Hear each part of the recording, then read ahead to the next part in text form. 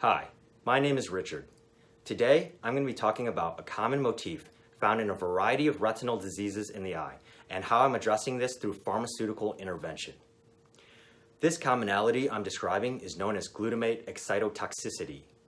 So, what exactly is that?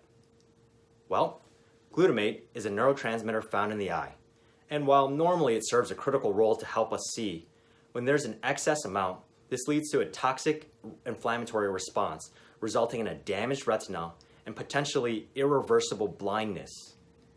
There are many different diseases that can cause this toxic event, such as glaucoma, diabetes, and a variety of vascular disorders. My lab previously identified a specific protein known as MIF, which is involved with aggravating inflammation in this glutamate excitotoxic environment. Traditionally, steroid medications are the go-to gold standard used to dampen inflammation in the body, but with this particular protein, this drug class actually worsens the inflammation. So this has left us with a lack of an effective treatment option for this scenario. Now, instead of starting from scratch and spending hundreds of hours and probably a ton of money to create a whole new drug, my lab has utilized a more efficient approach. We have taken drugs that are already out there and are known to work against this specific inflammatory protein in diseases in other parts of the body and apply its mechanism within the eye. For example, a pharmaceutical we have been testing has been used for decades to treat asthma in Japan by minimizing the immune response. This drug has also been tested in many other diseases as well, ranging from multiple sclerosis to even COVID-19.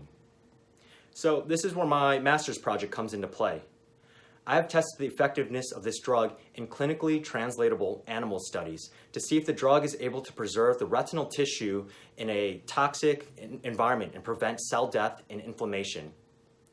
The initial results are promising and show that in a toxic retinal environment, at the 1-day time point, the amount of tissue damage is significantly minimized after injecting this drug. We are now conducting further studies to see how the drug performs in preserving the retina at longer time points, as well as assessing the functional visual preservation. My hope is to identify and establish an effective treatment option so we can save the vision of many patients who suffer from these damaging retinal eye diseases that cause blindness. And I hope that my biomedical research engaged at this point will be the spark to reach this goal. Thank you.